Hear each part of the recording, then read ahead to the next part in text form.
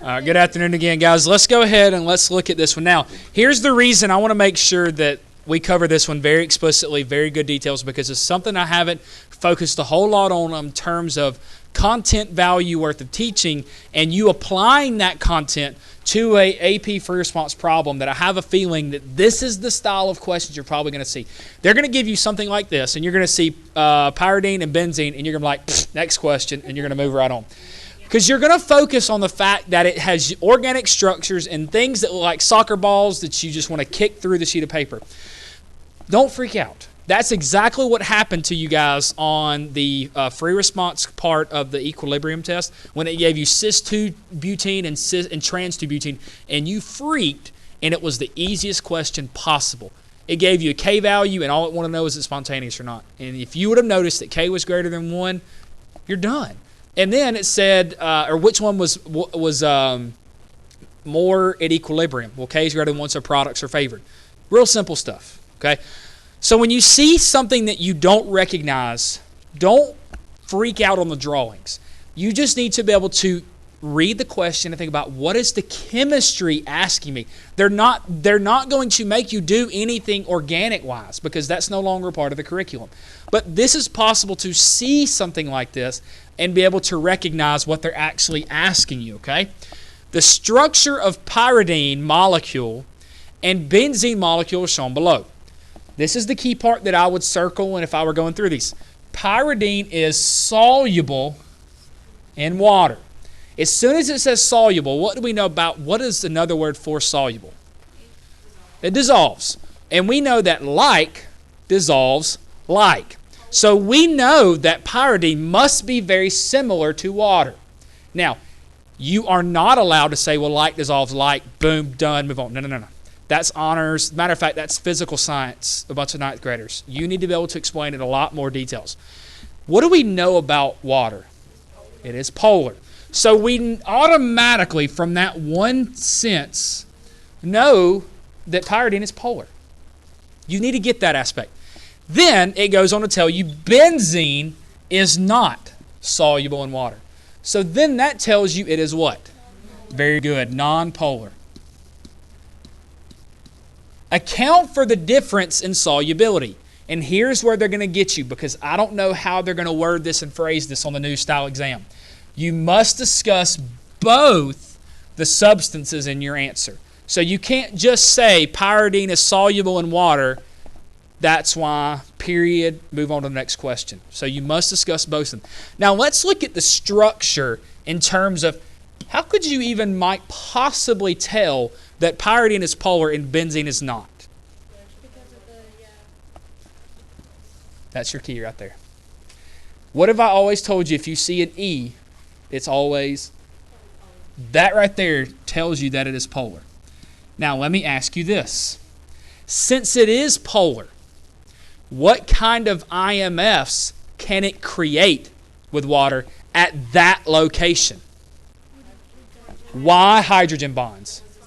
Very good. You have H bonds here because of that thing. You with me? So we're going to have to break a few pyridine bonds, which or IMFs, which is going to be hydrogen bonds. No, excuse me. These will be dipole-dipoles. Again, I'll show you the answer in just a second. So this is polar. We're going to have hydrogen bonds. Over here, geometrically speaking, that's a pretty geometric structure, isn't it? There, if you'll notice, look at this, just getting you ready for organic, if you ever have to take it, anything that is a hexagon that has all carbons, it's called a benzene ring, and 3 of those rings are all double bonds, the other 3 are single. Okay, that's a very basic structure of benzene in organic chemistry. We know that all carbons must have how many bonds? 4. Well, let me clear this so you can see it, and you can count them. Well, this carbon right here, it's got 1, 2, 3, 4. So is that circled carbon stable? So in terms of electronegativity and creating polarity, everything is going to kind of be balanced out, right? So there's not a weak spot anywhere in this benzene ring. So because of that, it's going to be non-polar. Now, what is the only kind of IMF that non-polar things can create? LDFs, right? So let me show you how they answered it, and then we'll go through and we'll talk about how you could have possibly answered it as well. I do. I always have a lot of tabs. All right. So here we go. Now, pyridine is polar. That's a number one that I would at least admit to. Pyridine is polar.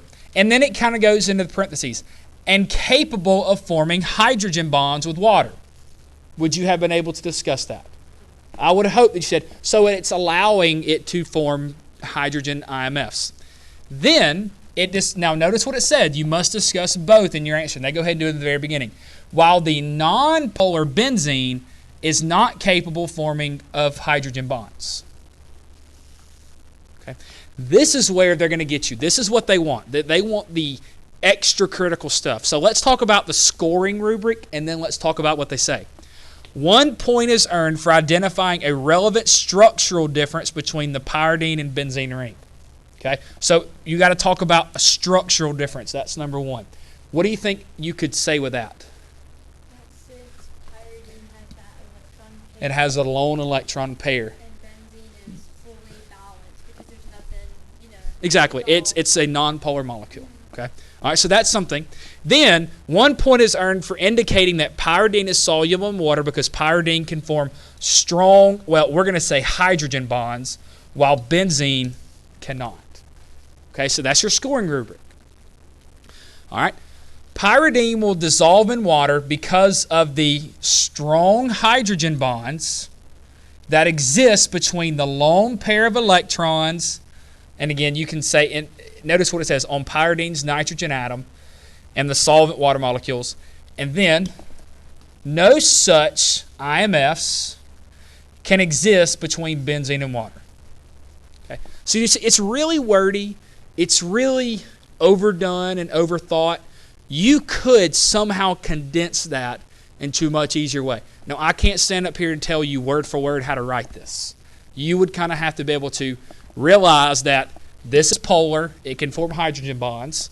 This is benzene is nonpolar. It can't form hydrogen bonds. And then justify based on those things. And you do need to mention that lone pair on that nitrogen atom. Okay, that's the key there. That's what's going to allow you to see it.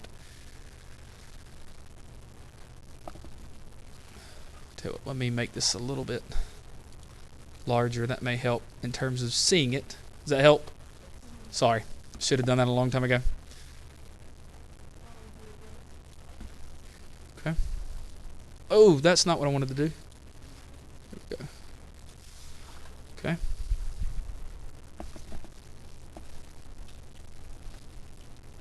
All right, everybody good there? Jase, you got it? Okay. All right, so let's go back to the next one now. Let me zoom this one and it makes it a little bit easier to see as well. All right, structures of dimethyl ether molecule and ethanol molecule are shown below. So if you see something like this, you're going to be like, what?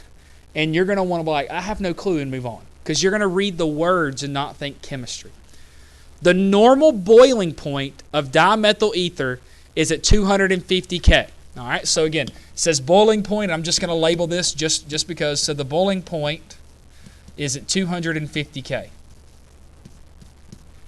Whereas the normal boiling point for ethanol is 351 K. Account for the differences in boiling points. And again, key part, you must discuss both substances in your answer. All right, where can we begin? First of all, why do you think in general basic elementary terms there would be differences in boiling points? They're different compounds, but what makes ethanol have a higher boiling point? Don't think about the actual chemistry. Think about what's going on. The way they're arranged. Kayla?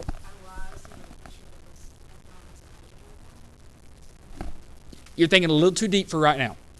The real basic generic, since ethanol has a higher boiling point, that means the IMFs between each molecule must be stronger or weaker. Stronger. Okay? Because the higher the temperature means more energy has to go in to break it, right? So that's number one. So we know that this must have stronger IMFs.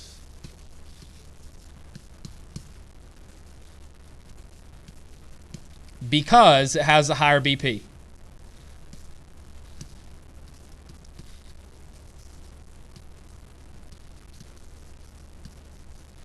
All right.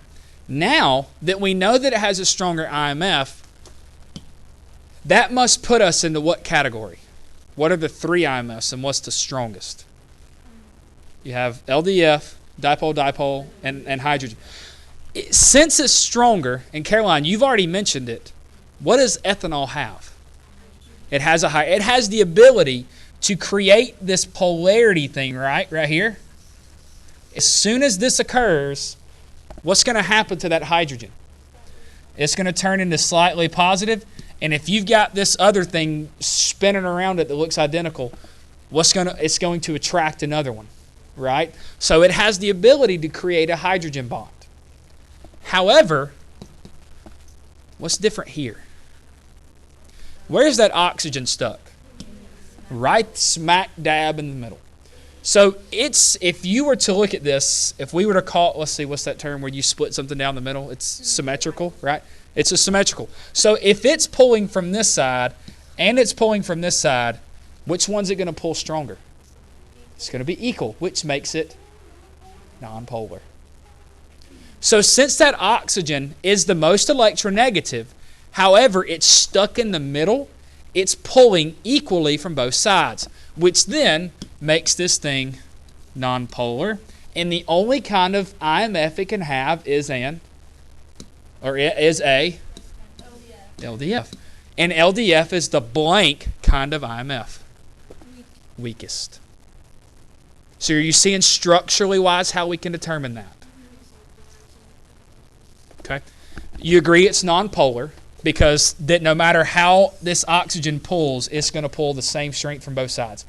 So since it's equal, it makes it nonpolar. The only kind of IMF a nonpolar molecule has is an LDF. Okay? That's just something that you've got to make it a fact. And we know that LDF is the weakest IMF, correct? And what do we know about hydrogen bonding? It's the strongest. So this can have H bond, which is the strongest. All right. So now let's look at the key, now that you've been able to look at it. So let me ask you, did the fact that this was dimethyl ether and ethanol in terms of its organic structure have anything to do with the chemistry behind your answer? None at all. The fact that its name is dimethyl ether should not freak you out. The fact that you can reason from the fact that this oxygen is neutralizing everything on both sides of it, but over here, it's sucking the life out of those carbons. Okay? So that's how it's going to get there. So let's look at their key. Again, you can shorten this quite a bit. So let's talk about how we could possibly... I tell you what, let's look at the key, or the points, and then we'll look at what they say. 1 point is earned for recognizing that ethanol molecules can form, what did it say? Ethanol can form what? Hydrogen bonds, where dimethyl ether do not form hydrogen bonds. What could you say? But they do what? But they have LDF. Okay. So hopefully you could recognize that out of that point. Yes, ma'am. Okay, on the real test, because I know this is a little bit older, will it tell us how many things we need to identify? That's one of the things that I have not done a good job with this. If they ever ask you to compare two things, you must discuss both. But like, this one has different points to compare with. Like, will it tell us like we need to at least mention 2 ways or something? What if we keep that one? I see the frustration there, and that's where we get frustrated, especially with this new exam. Sometimes they want you to overstate and overstate and overstate, and sometimes they want you to understate and understate and understate. Kind of like one of the questions on the mock exam was it was question 2. It was the lab procedure. Explain 2 things that could have gone wrong in your lab explanations, and one of them was like misreading the amount in the flask. I'm like, You should never do that. That should not be a logical explanation for a correct answer. Yeah, it was based, and it said human error stuff allowed, which in real labs is not allowable. We could say boiling it for too long. Well, of course, if you boil for too long, you're going to boil more water off. Or if you mix too much of a solution or not enough of a solution, those are lab errors that are reasonable. But misreading the mass on a scale was one of their possible choices. Like, you shouldn't do that. So it's kind of like we don't know what they're going to adjust for. So that's one of the fears of this new exam. All right, the last thing.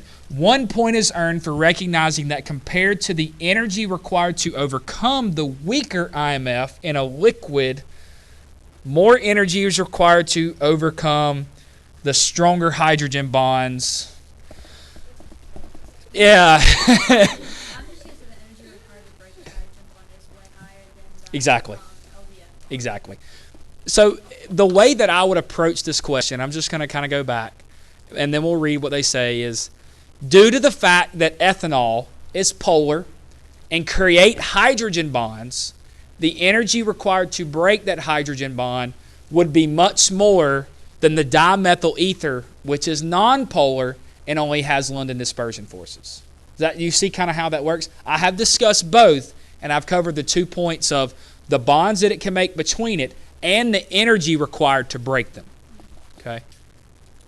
Because I guess the key here is more energy required. That's the key. More energy required. That's why the boiling point is higher, right? So the IMFs, the intermolecular forces of attraction among molecules of dimethyl ether consist of London dispersion forces. LDFs are appropriate. And weak dipole-dipole, you don't need to worry about that. In addition to LDFs, that comparable in the strength of those of dimethyl ether, ethanol can form hydrogen bonds. And see, it goes into this long, drawn-out, pointless, boring explanation that you really don't need. Hydrogen bonds are particularly strong IMFs, so they require more energy to overcome. I said it in about 2 sentences. They've taken a whole paragraph. I'm going to be honest. If I was a grader and I saw this, I'd be so mad. Like, I don't want to read this. It's pointless when you can explain it in a lot shorter of a detail. All right? So let's look at the next one. SO2 melts at 201 K, whereas SiO2 melts at that. All right, so initially, what is the first thing you notice? SO2 is this, and it's at 201. SiO2 melts at that.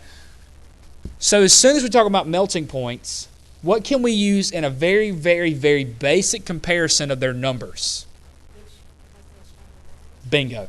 This one must have stronger bonds, right?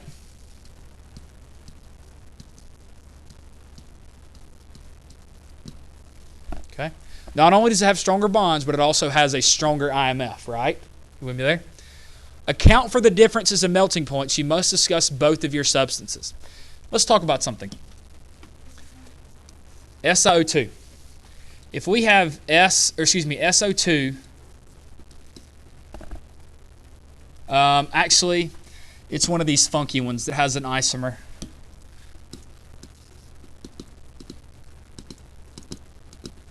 It's a linear molecule, whereas the other one is Si is in group 4. So that's something to kind of think about. Just stare at that and see if that makes sense. Not showing more bonds, but it's also non-polar, though. This is something that I have not done a good job of teaching you guys. What type of molecule or what type of bond would that be specifically? You know, we have ionic, we have polar covalent, we have non-polar covalent. This is polar covalent, okay? This is something I have done a horrible job of. And to be quite honest with you, the reason I've done a horrible job with it is because I don't fully understand the extent of it yet, and I'm still working at it. All right, let's see what they say. In the solid phase of SO2, consists of discrete molecules with dipole-dipole and LDFs. Why is it dipole-dipole? Because, hold on. No, it was polar. Yeah, it's polar. That means it has a dipole-dipole force. Why is it not hydrogen bonding? There's no hydrogen, nor is there, well, there is fine, but there's no hydrogen there, okay? These forces are relatively weak and are easily to overcome at relatively low temperatures consistent with low melting points, okay? So that's the part that I would make you aware of. SO2 is a polar covalent molecule that has dipole-dipole IMFs. But SiO2, this is where I've done a horrible job. This is something called a network covalent. Write that word down. Network covalent. Extremely polar and extremely strong. In fact, there are several network covalent bonds that are stronger than ionic. Prime example, diamonds. Go ahead.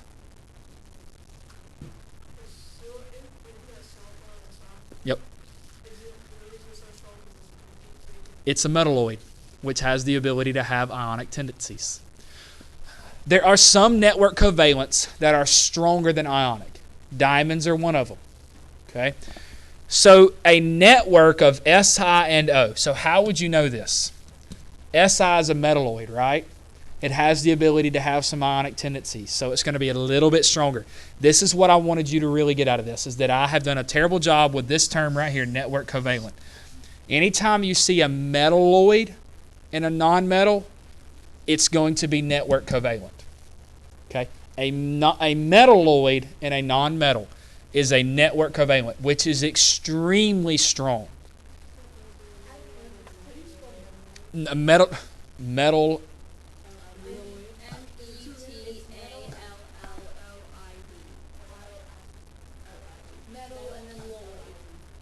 there's no.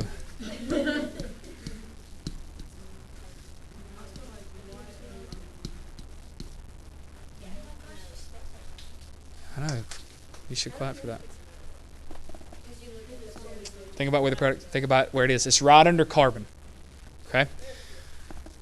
So again, network covalent is a metalloid, which makes it really, really, really strong. So it links by a strong covalent bond. These covalent bonds are much stronger. Notice what it says. Covalent bonds are much stronger than what is intermolecular interactions? IMF. So the bond itself between the SiO2 is a lot stronger than the IMF between them. All right. So let's talk about that for a second.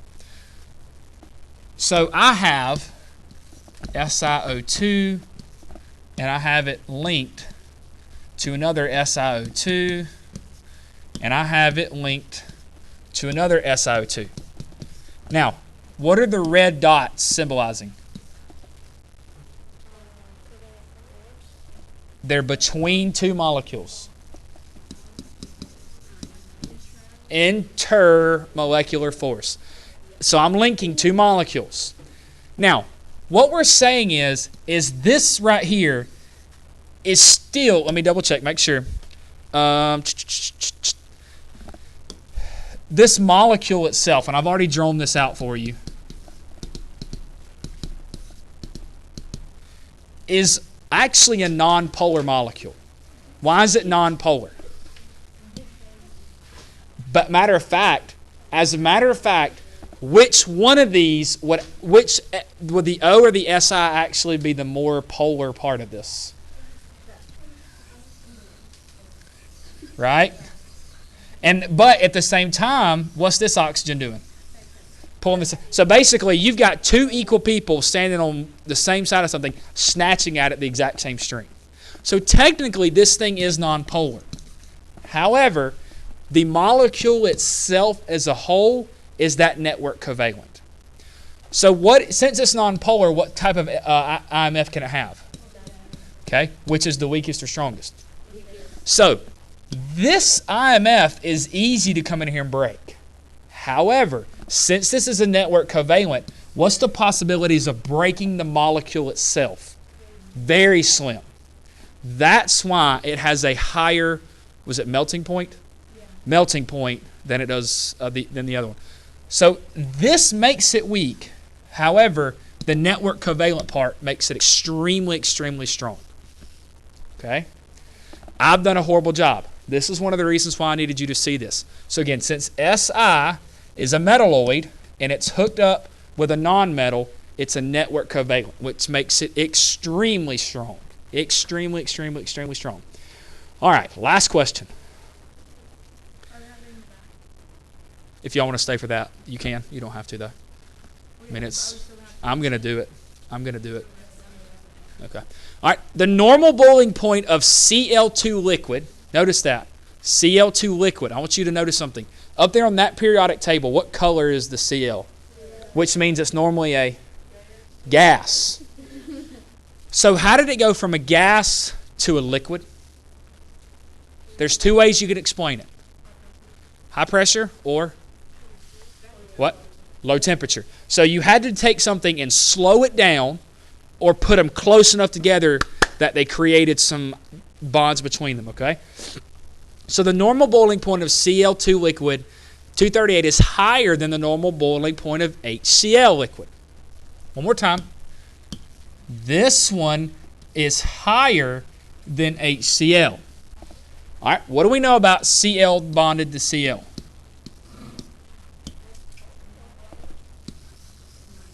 What? Nonpolar. All right, what do we know about HCl? That's what? That's polar. All right, now be more specific. The IMF between Cl is YLDF. That's the weakest, and it is. All right, what kind of IMF would HCl have? Y dipole, not hydrogen bonding. There's not a FON present. You don't have FOM. So how in the world can you have something that has a stronger IMF have a lower boiling point than something that has an LDF? Okay? So account for the difference in normal boiling points based on the types of IMFs in your substances. You must discuss both.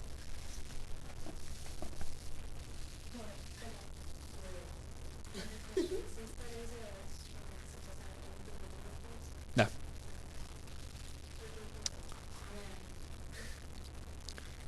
All right, so let's look at the answer.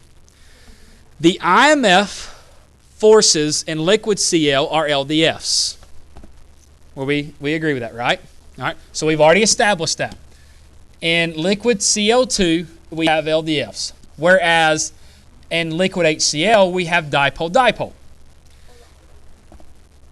We've already established those two things. This is the part where you're going to learn something. Since the boiling point of Cl2 is higher than HCl, the LDFs among Cl2 must be greater than the dipole-dipole in HCl. So one more time. So since the boiling point of Cl2 is higher, then the LDFs in Cl2 must be greater than the dipole-dipole in HCl, which doesn't make a whole lot of sense. You're going to get the answer at the very end. Okay? The greater strength of LDFs between Cl2 occurs because what?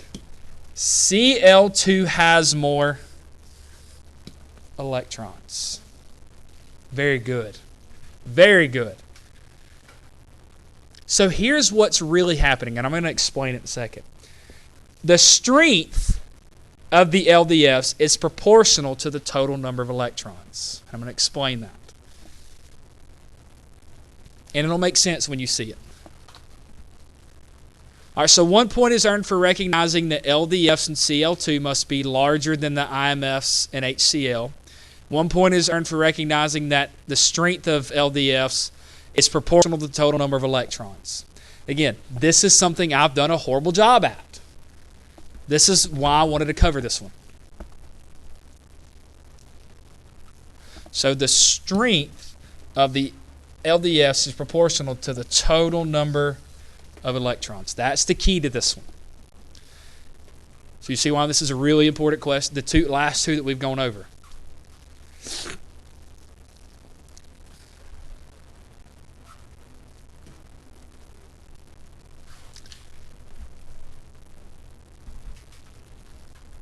All right, y'all got this? Let me explain it, and then we'll go from there. And it all comes down to the structure. How many electrons does hydrogen have? Let me do this. All right, so we have Cl. So we have 1 electron here. How many total electrons does chlorine have? 17 electrons.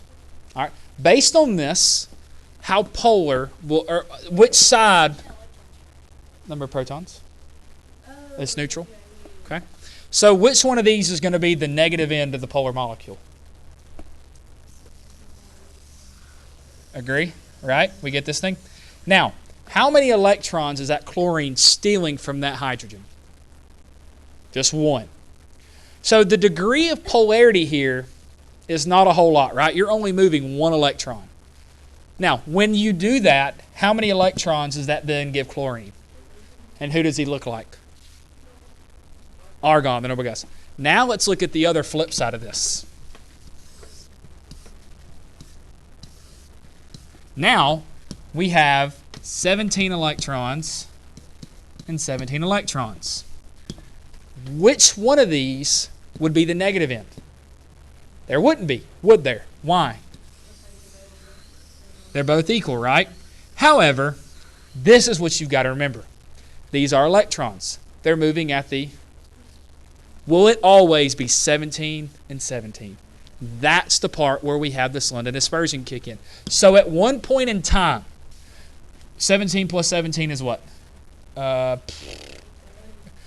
So we could have 33 and 33 and 1 at one time. So if that were to happen, we would get this extremely polar end. It doesn't make sense, but it's possible. So since this would be crazy polar, and this would be crazy polar, would it be a little more polar in terms of it compared to HCl? Yes, that's why. Because its electron density would be higher. So it has to do with your electron density. The more electrons create this word.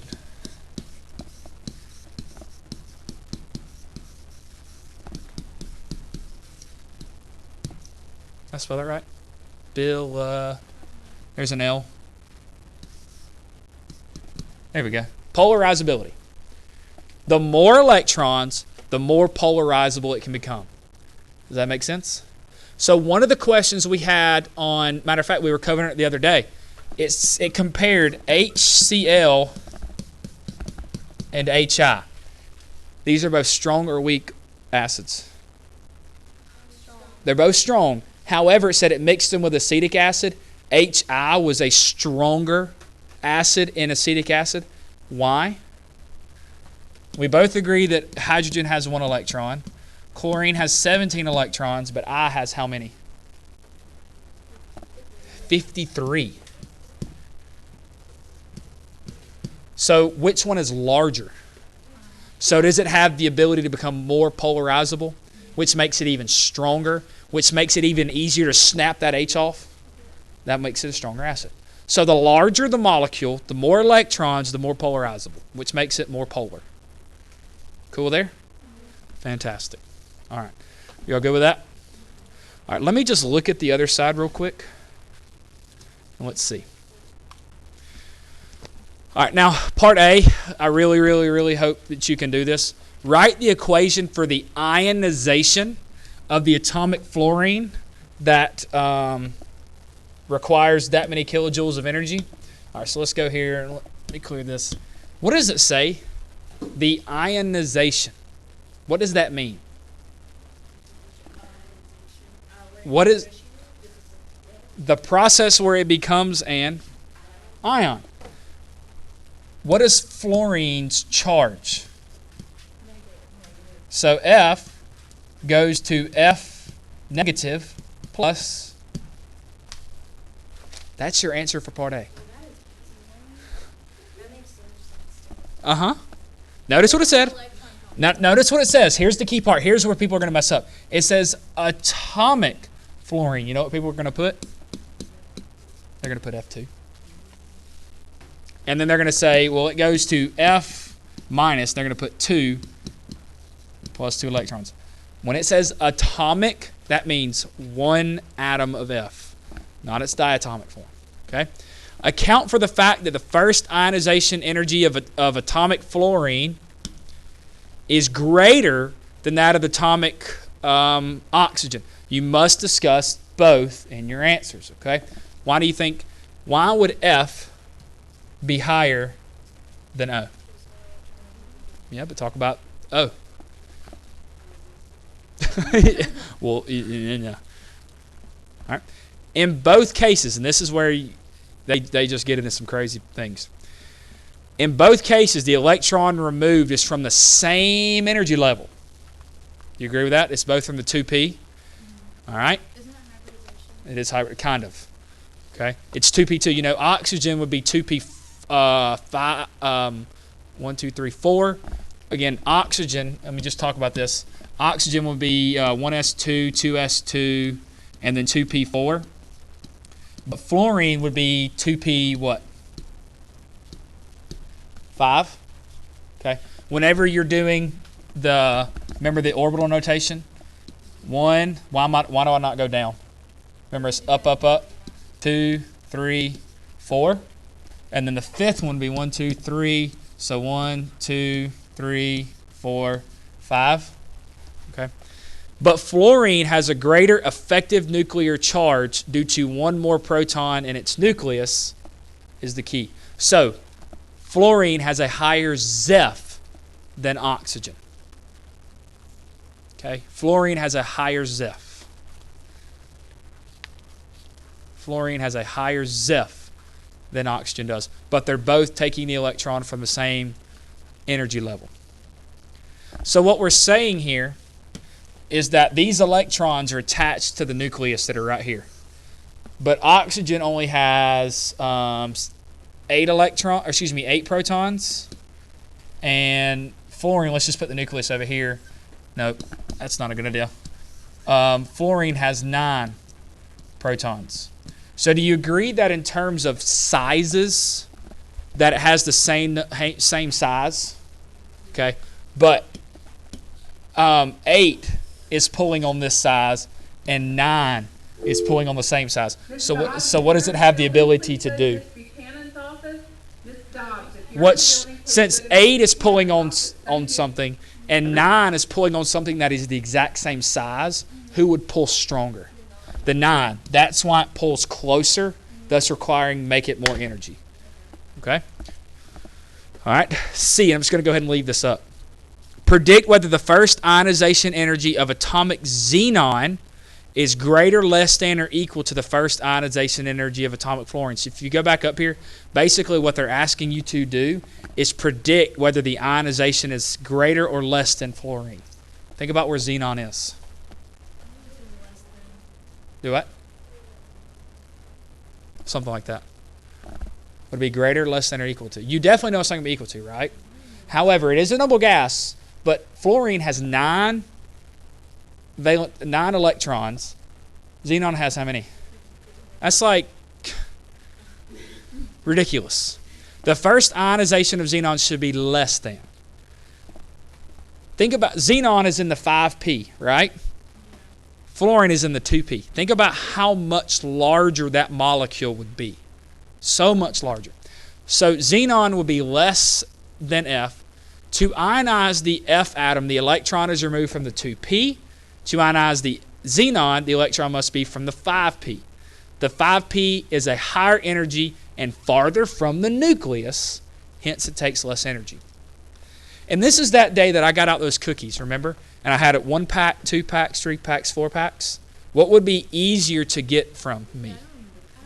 Well, maybe I did that in honors class. My bad. Basically, what it is, I got out different packs of cookies, and I had one pack really close, and then at equidistance, I had more and more packs. And I said, if I was standing here and the bell would ring and you were to run out the door, which pack would be easiest for you to get? The one closest or the one farthest from me? Farthest from me, because if you grabbed it, I couldn't get to you in time. So imagine xenon trying to hold 54 electrons around it. Okay, the more electrons, the farther the orbitals get, right? So the farther they are out, the harder it is to hold on to them. But somebody would get the farthest one, and by the time you got to the one that was closest to me, I had the ability to stop you. Does that kind of make sense? So think about it in those terms, is that the larger the molecule, the more electrons, the easier it is to take it away from it. That's why francium and cesium are so easy to give up that electron. That's why they are the least electronegative. And if you look at my atomic radius picture back there, like that one, if you'll notice the bottom left are the largest orbitals, or the largest radius. So it's going to make the easiest one to go. Now, I actually want to do this one for you. Or not for you, but with you. And I would hope you could do this one by this point. Basically, what they want you to do is what? Draw the Lewis structures for this. By this point, I hope you can do it. You remember how we do it is we do XC. There is one of them. What group is it in? 18. So it's got how many valence? 8. Oxygen, there are 3 of them. It's in group 16, so it's got 6. So 8 times 1 is 8. 3 times 6 is 18. So 18 times, or 8 plus 18 is 26. So I've got 26 total electrons I got to do, right? What's going in the center? XC's got to go in the center. And again, I'm just going to go ahead and draw it like this. I may have to adjust my shape. All right, then what do I do? All right, so minus 6. So that's going to be 20. And then I got to fill up what next? Fill up the octets next. 2, 4, 6, 8, 10, 12, 14, 16, 18. Very good. So that leaves 18. That means I got 2 left. And the other 2 always go where? On the center. And that's your shape. Now, that's not technically the best way to draw this thing. So what I recommend doing on test day, flip over on the back or find somewhere to sketch it out first and then draw it correct. So what would be the best way to draw this thing? Y'all remember? Is it lateral like that? No, it's what? It's kind of bent down like this. Now, are they going to take points off if you don't know, but be as accurate as possible? They may not even ask this question. Shape.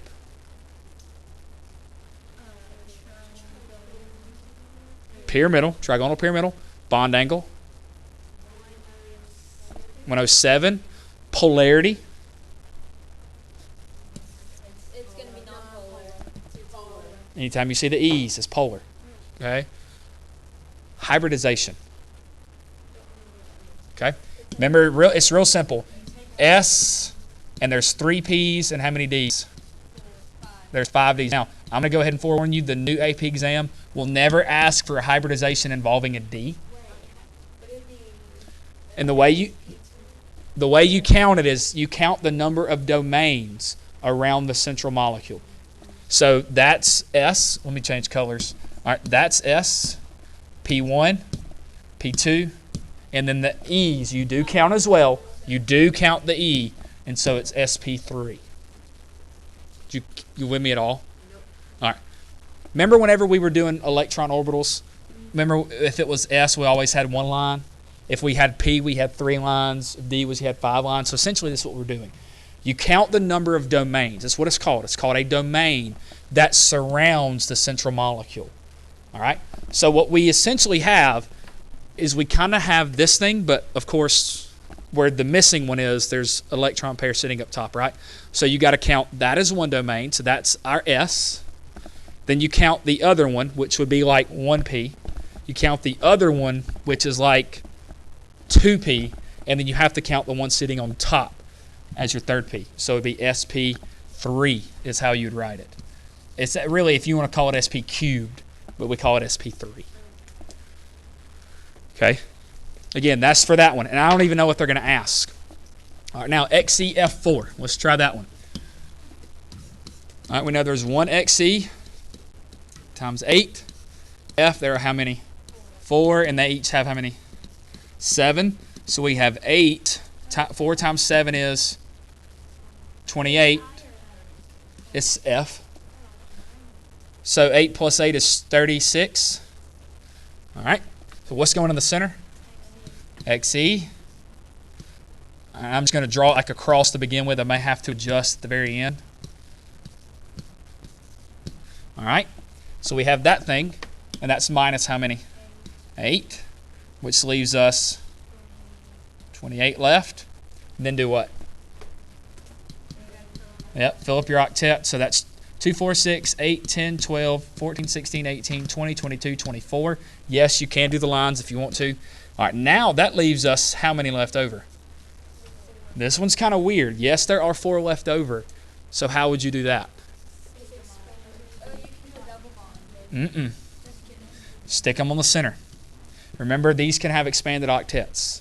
Remember, it was the 3, 4, 4, 1. Do y'all remember that? Miss Snell taught them this at the. Please don't tell me I closed that tab. I think I did.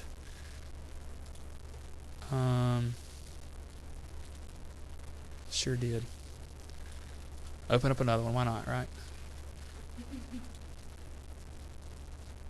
Oh, by the way, while I'm showing you this, 1 week, 6 days.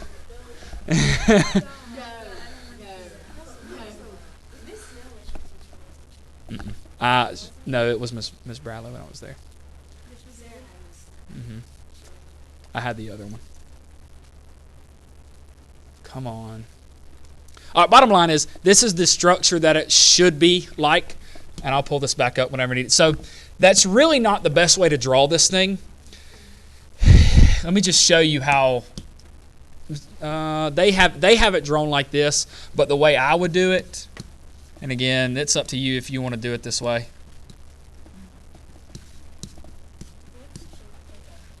It's called a seesaw, I think.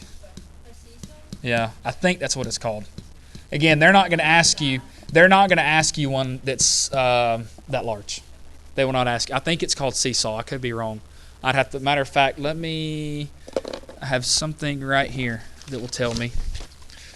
I'm going to give you all this tomorrow.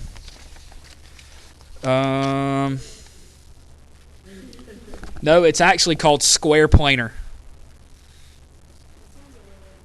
Yeah, it's square planar is what it is. Let me just kind of show you how they draw it. They won't ask you the hybridization of this now because they don't go larger than D. But if they did ask you, it would be S1 or S, P1, P2, P3, then what? D1, D2. So the correct hybridization would be S, P3, D2. And again, they won't ask you one like that anymore. But they could ask you to draw that. Polarity? It would be polar. It's polar. Very good. All right. Polar because Yep. Let me show you this. This is how they actually draw it. The geometric shape of XeO3, trigonal pyramidal, hybridization SP2. Predict whether XeO3 is polar or nonpolar. This is a good question. XeO3 would be polar because it contains 3 polar xenon oxygen bonds that are asymmetrical arranged around the central Xe. The bond dipoles do not cancel out and add to the net, blah, blah, blah, blah, blah. polar because of the electron pair. That's what I said. That's it. We're good. Yep. Yep. Hey, Alrighty. can we put on here 30 over 20 just to remind you? Yeah.